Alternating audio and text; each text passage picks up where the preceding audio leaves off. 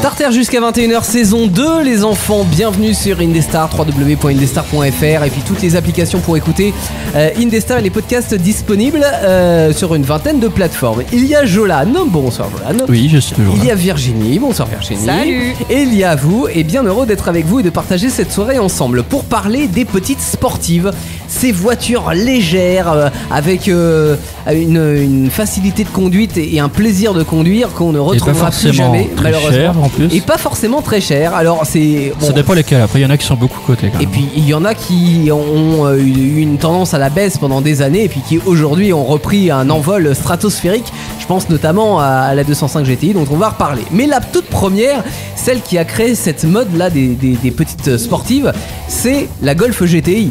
La Golf, tu possèdes. Bon, alors c'est pas une version GTI et puis c'est pas la première version, Virginie, mais à la fin des années 70, Volkswagen a l'idée de proposer une petite voiture où on met 110 chevaux dans le moteur pour moins de 800 kg. Donc ça veut dire que on avait une voiture qui était légère et plutôt puissante pour l'époque.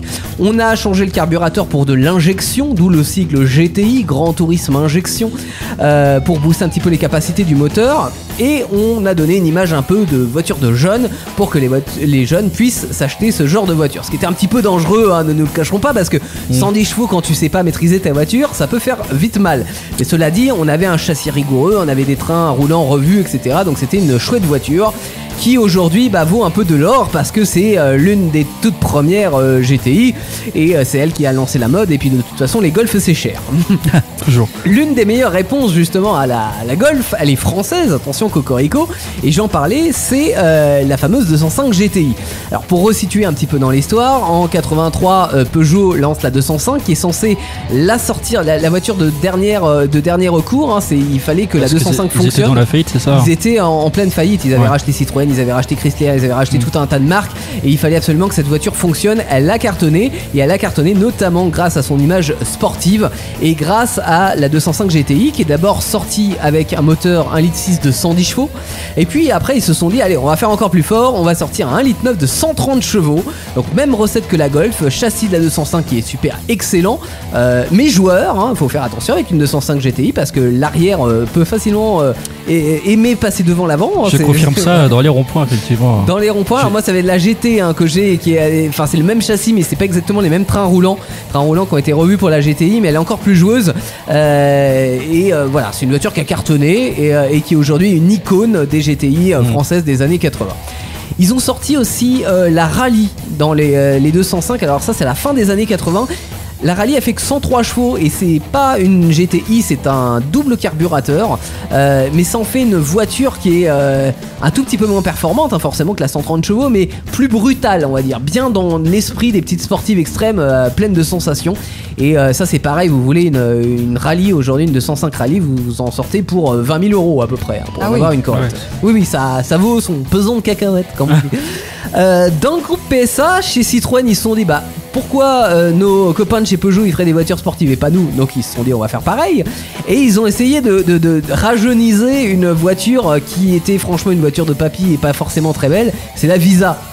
La Visa Citroën, c'est vrai que de base, on se dit c'est pas une voiture qui fait très envie. Ils ont sorti la version chrono, la version 1000 pistes et la version GTI. Et là, ils sous un concept un petit peu différent parce qu'en fait, finalement, la Golf ou la 205, ce sont des voitures qui sont quand même relativement discrètes dans le style. On met un gros moteur, mais c'est discret. Chez Citroën, ils se sont dit bon, allez, faut qu'on change la Visa, donc on met des élargisseurs d'ailes, on met des autocollants, des stickers de partout pour montrer que c'est sport, on met un petit aileron à l'arrière, faut que ça soit tape à l'œil, et c'est bien dans la veine de tout ce qu'on faisait dans les années 80. C'est ça. Donc ça a plutôt bien marché, voilà, et il y a plein de constructeurs qui ont suivi la même tendance, hein, de se dire on fait des voitures. Allez, sport ou moins sport, mais on met des gros autocollants turbo, comme ça fait bien. Ils ont fait la même recette avec la X-Sport qui a suivi un petit peu moins tape à l'œil quand même. Elle était moins puissante aussi, elle faisait 95 chevaux. Alors aujourd'hui c'est dérisoire, hein, 95 chevaux, seulement la X faisait que 750 kg. Donc c'est rien en fait, c'est un poids plume. Donc tu mets 95 chevaux à l'intérieur, ça la niaque. Et puis ça se ressent aussi à l'intérieur, tu l'entends bien parce que ça a zéro isolant. Donc t'as l'impression d'être à 200 alors que t'es à 90 quoi. Et c'est ça qui est cool avec ces petites voitures, c'est que t'as pas besoin d'être à des vitesses inimaginables pour se faire plaisir. Ça c'est bien. En face, la régie Renault, à l'époque, eux ils vont pas compter sur l'injection ni sur un gros moteur pour faire du sport. mais sur un élément qui est un peu magique au début des années 80, qu'on prend toute la conscience de la puissance, c'est le fameux turbo. Voilà, qu'on va écrire d'ailleurs en gros sur la carrosserie. Aujourd'hui, il y en a partout des turbos, sur beaucoup de voitures, mais ils sont relativement discrets. C'est-à-dire qu'ils sont là pour amener un petit peu de puissance quand il y en a besoin, mais ils se font relativement discrets. À l'époque, non. On voulait le fameux coup de pied au cul. Donc dans la 205 GT Turbo, t'étais là, t'accélérais, ça accélérait normalement, et puis d'un seul coup, turbo, tu vois. Le truc qui t'envoyait vraiment valser dans ton siège, et ce qui permettait d'égaler les performances de la 205 GTI. Alors pas de la même façon, c'est-à-dire que ça commençait plus lentement, et puis d'un seul coup, tu sais, comme avec la Nitro, comme dans Fast and Furious, tac, oh la référence. T'avais l'R5 qui rattrapait la 205. En Italie, parmi les petites puces que j'aime bien, c'est l'Auto Bianchi à 112 qui fait seulement 70 chevaux dans sa version Abarth, mais qui est aussi super légère avec une conduite d'un kart, ce qui est un peu équivalent à la Mini Cooper. C'est mignon ça. Voilà, et c'est super mignon. N'embarquez pas 4 passagers plus des bagages parce que vous allez devoir mettre les passagers qui suivent en courant, mais c'est une voiture qui est plutôt sympa. Aujourd'hui en performance pure, on est d'accord qu'on fait mieux, mais encore une fois, on garde l'esprit du genre on se fait plaisir, c'est un petit engin de plaisir. Il y a l'esprit sportif. Il y a l'esprit sportif, voilà. Évidemment, on a eu un peu moins de réussite aussi parmi les concurrentes, une alchimie un peu moins bonne, notamment toujours dans le groupe Fiat. On a eu la Fiat Uno Turbo IE qui fait 105 chevaux. Elle est pas très belle en plus. C'est un cube des années 80 déjà. Pour rentrer du bois, quoi, c'était sympa. Ouais, pour rentrer du bois. Mais alors non, parce que quand t'as une Turbo i1 qui fait 105 chevaux, t'as envie de l'exploiter. Tu rentres le bois plus vite. Mais tu peux pas parce qu'elle a un châssis, des trains roulants qui font que si tu rentres le bois plus vite, tu te prends un arbre. Tu vois, l'arbre que t'as pas coupé, tu vois. Il est pour toi le tronc. Pareil en Allemagne, si on parle de l'Opel Corsa GSI, déjà l'Opel Corsa en règle générale elle a jamais été félicitée pour son châssis, et quand tu lui mets 100 chevaux à l'intérieur sous le capot, ça donne un peu une savonnette. Donc on évite, ou alors on exploite mais en douceur. Genre j'ai 100 chevaux mais je vais en utiliser que 50, tu vois. Gentil la cavalerie. Et puis au Japon, alors en un petit peu plus gros, et parmi les bons élèves, on a la très belle, moi que je trouve très belle, Honda Civic 1,6 litre 16 ED7 en 87, et puis il y a eu les générations après qui sont vraiment excellentes dans les années 90, mais qui ont eu un peu le malheur de passer entre les mains d'apprentis sorciers de tuning, que ce soit dans les générations 80 ou 90. C'est des voitures qui avaient un très bon moteur hyper solide, donc du coup les préparateurs s'en sont donnés à cœur joie, et tu vois des Honda Civic bleu pailleté avec un aileron, avec la nitro, avec le truc, mais si tu veux en acheter une authentique aujourd'hui, c'est compliqué. Ça vient de Fast and Furious aussi. Entre autres. Parce qu'il y en avait beaucoup des Honda Civic dans le film. Oui. Alors ça vient d'avant, mais c'est vrai ça vient d'avant, mais ça a été entretenu par la mode de Fast and Furious, très clairement. Ouais. J'aime pas la Honda Civic. Tu n'aimes pas la forme? Je sais pas, ou le nom, je sais pas. Ah, Civic. C'est trop civilisé pour moi. Je sais pas. Il y a eu le même cas un peu pour la coupé CRX, qui est dans la même veine, très bon moteur, mais qui a été massacré par le tuning. Chez Toyota, il y a eu la Toyota Corolla GT i16 130 chevaux, 16 soupapes, belle finition, c'est une voiture sympa. Et puis en moins bon élève, mais ça va quand même, il y a eu la Nissan Sunny GTI 16V, qui est performante mais qui est pas hyper agile. Elle est un peu plus dans le style GT, donc grand tourisme, que vraiment sport. Voilà, il y a des performances, mais on s'amuse un petit peu moins avec. Et puis parmi les compacts, on pourrait rajouter la Peugeot 309 GTI 16, qui est encore plus puissante que la 205, parce qu'elle fait 160 chevaux. Bon, malheureusement qu'elle n'a pas la même aura, parce qu'une 309 GTI 16, en termes de look, c'est moins sympa qu'une 205. Donc finalement, avec les années, aujourd'hui la cote commence à se rattraper, parce que toutes les 205 ont été achetées avec des prix inimaginables. Donc les gens se rabattent sur la 309 et ils trouvent que c'est une bonne voiture, parce que c'est une excellente voiture effectivement. Il y a eu la Alfa 145 QV qui est bien, et puis la Ford Escort RS Turbo MK2, qui a malheureusement le même défaut que la petite sœur la Fiesta, c'est-à-dire ses manques de rigueur. Encore une fois, on a un châssis qui est pas fait pour encaisser ce nombre de chevaux, donc ça dérape, ça glisse, ça part facilement en vrille, et quand vous mettez ça dans la main des jeunes conducteurs, ça fait des dégâts. Voilà. Dans les années 90, alors là j'ai un petit peu moins à vous dire parce que l'époque n'était plus la même, hein. On a fini de mettre des autocollants de partout, on a fini les jeans baskets, là on est plutôt costard cravate, donc forcément la mode des GTI elle est un peu moins là, et d'ailleurs il y a des constructeurs comme Peugeot qui avaient fait sensation avec la 205 GTI qui abandonnent ce sigle là pour un autre sigle moins évocateur comme la XSI, puis la S16 pour la Peugeot 106 qui est une réussite, hein, parce qu'elle garde le châssis Peugeot et une certaine agilité, donc c'est une bonne voiture, mais il n'y a plus le sigle GTI. En face, on a la Citroën Saxo VTS, dont vous avez mis un petit aperçu sur l'affiche starter de ce soir, qui est la même voiture, hein. Clairement ce sont des cousines, c'est exactement les mêmes caisses.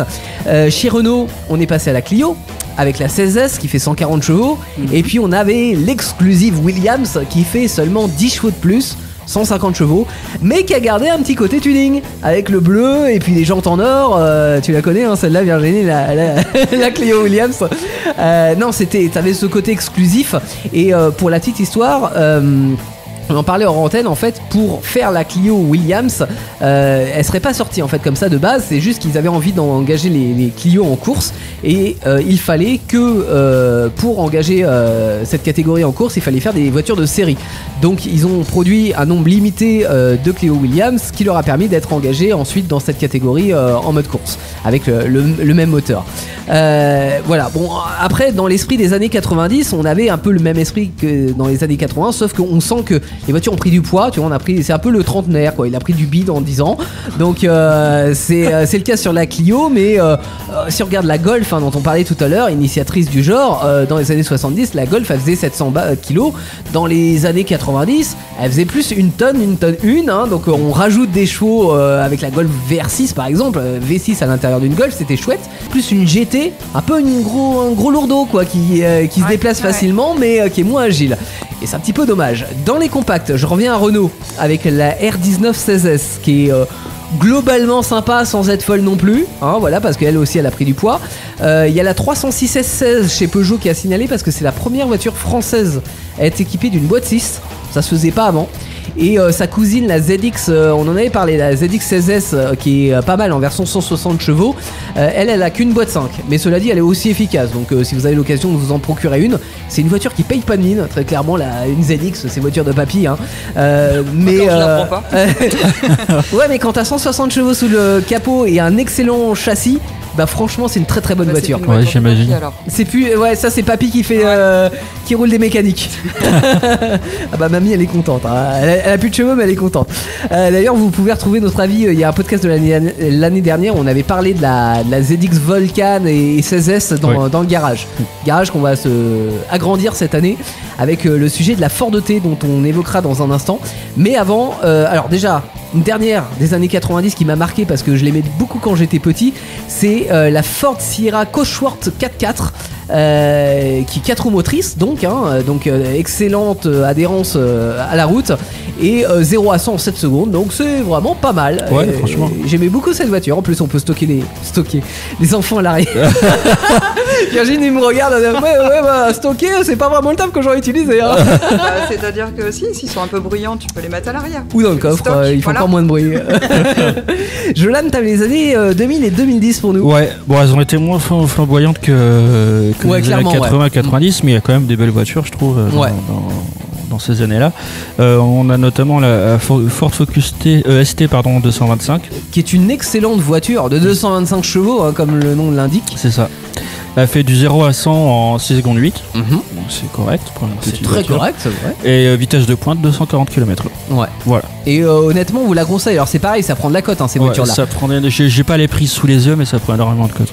Après, pour le moment, le problème c'est un peu la rareté, mais 8-10 000 euros, vous arrivez à vous en sortir. Ah voilà. Après, si vous voulez une voiture moins kilométrée, vous montez à 15 000.